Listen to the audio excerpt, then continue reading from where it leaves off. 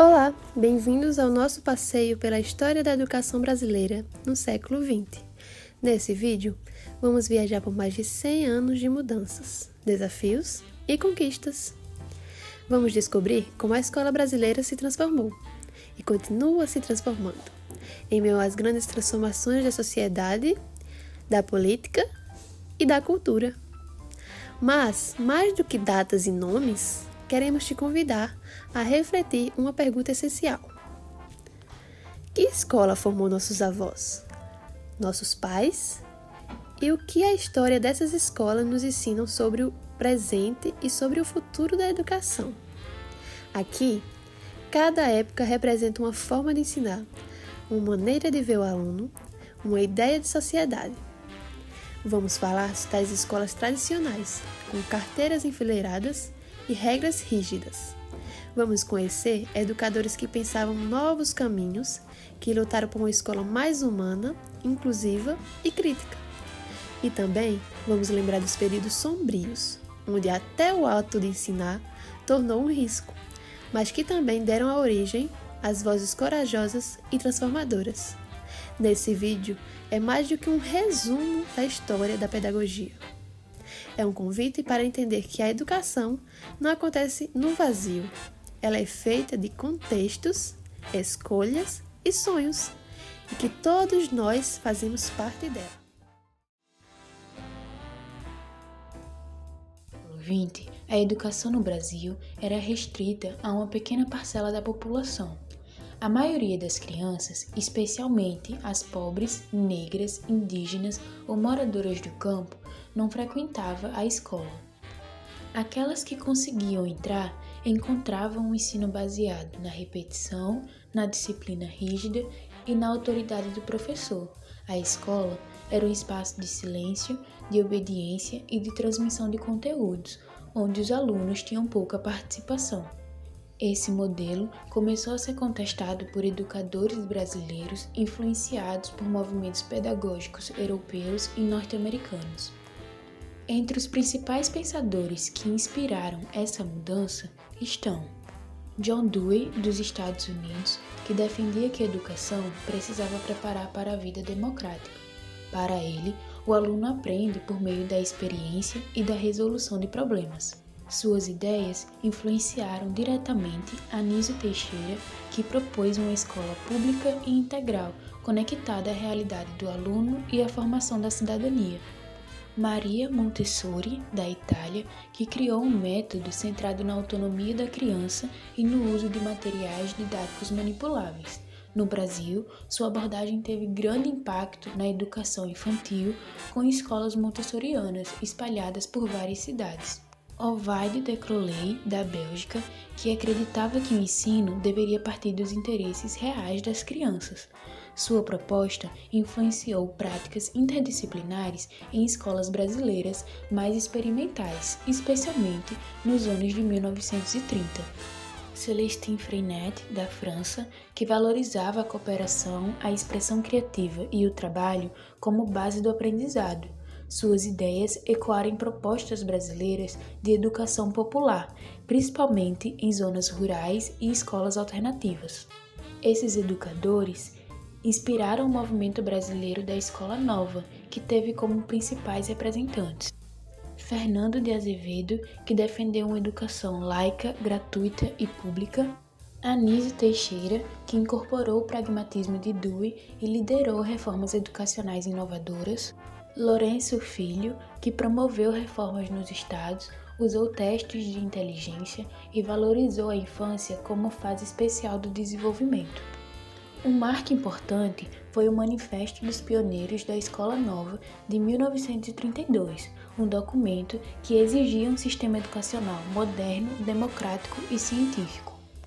Mesmo ainda limitado às elites urbanas, esse movimento começou a transformar o olhar sobre o aluno, o professor e o papel da escola no Brasil.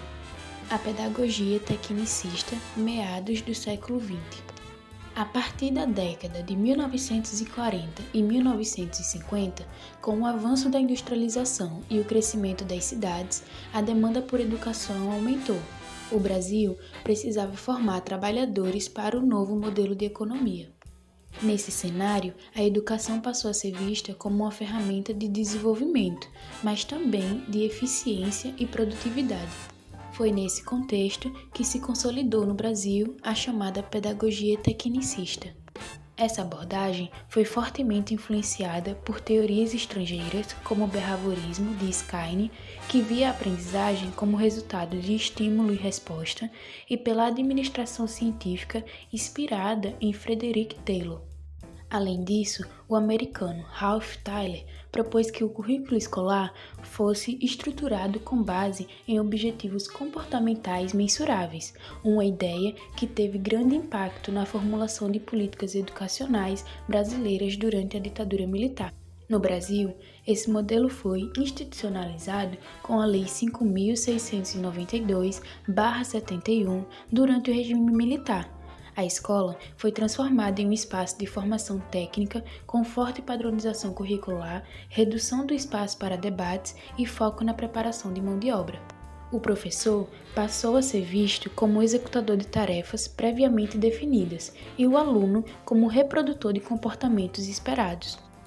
Apesar de ter colaborado para a expansão da rede escolar, essa pedagogia foi duramente criticada por tratar o ensino de forma mecânica e desumana, desconsiderando a realidade dos estudantes e impedindo o pensamento crítico. Essas críticas dariam origem ao próximo movimento. A ditadura militar no Brasil aconteceu de 1964 até 1985 e foi um período muito difícil. Porque o governo daquele tempo queria controlar tudo, até o que as pessoas podiam pensar e dizer. Eles queriam que todos seguissem suas ordens sem questionar nada, e a educação foi uma das coisas que eles controlaram de perto. Logo depois que a ditadura começou, o governo assumiu o controle das escolas e mudou a forma como a educação era feita. Eles queriam que a escola não fosse um lugar para as crianças pensarem por si mesmas ou questionarem as coisas, mas sim um lugar onde todo mundo fosse ensinado a obedecer e seguir as regras.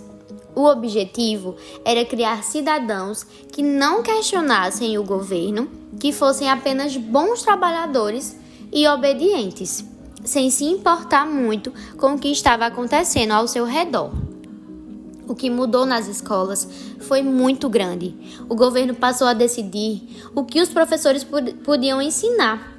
Os currículos escolares, ou seja, o que os alunos aprendiam, foram todos supervisionados pelo Estado. Isso quer dizer que tudo o que os alunos estudavam tinham que passar pela aprovação do governo.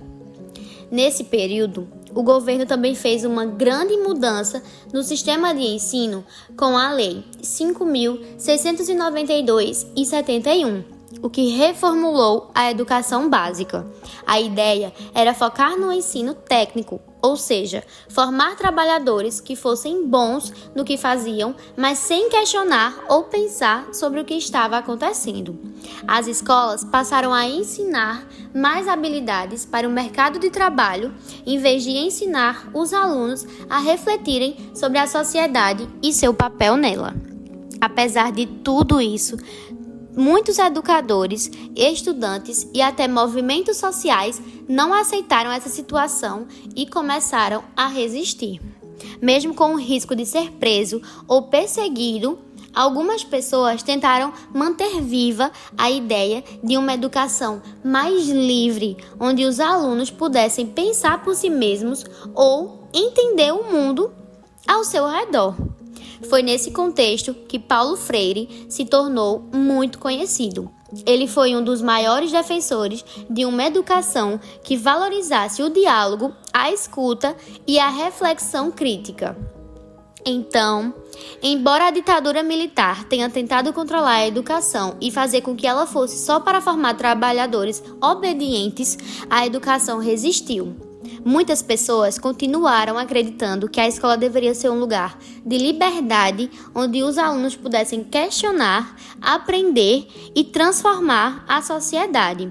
E foi assim que, apesar das dificuldades, a educação conseguiu sobreviver e continuar sendo uma fonte de esperança para muitos. Educação inclusiva, diversificada e tecnológica. Final do século XX.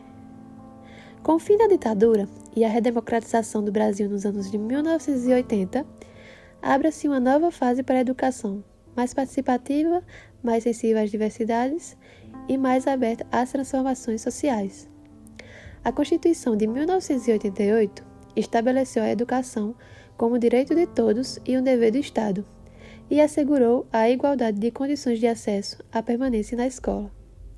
Nesse período, ganham força a educação inclusiva, que luta pelo direito das pessoas com deficiências de estudar em escolas comuns, com os apoios e adaptações necessários.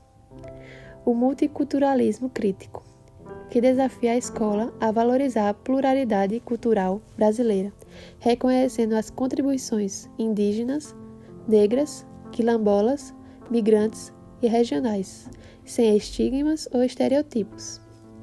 A entrada das tecnologias digitais no cotidiano escolar, laboratórios de informática, recursos audiovisuais e os primeiros ambientes virtuais de aprendizagem AVAs.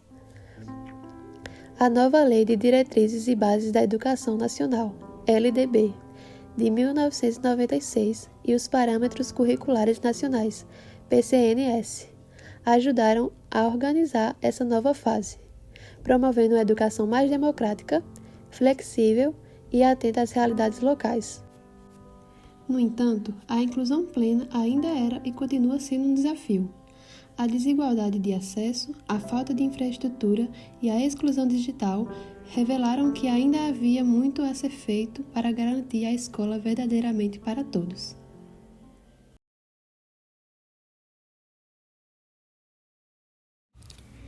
A história da educação brasileira no século XX é uma história de disputas, avanços e resistências. Foi marcada por influências externas como Dewey, Montessori, Freinet e Skinner, que inspiraram práticas no Brasil, mas também por vozes brasileiras potentes como Anísio Teixeira, Paulo Freire e Saviani, que criaram caminhos próprios a partir de nossa realidade. Passamos de um ensino autoritário e elitista para uma educação mais democrática, crítica e aberta à diversidade. Ainda temos muitos desafios, como desigualdade, racismo, exclusão digital, desvalorização do professor e entre diversos, mas também temos conquistas que não podem ser esquecidas e professores, alunos e comunidades que seguem reinventando a escola todos os dias. A pergunta que fica é: que educação queremos para o futuro?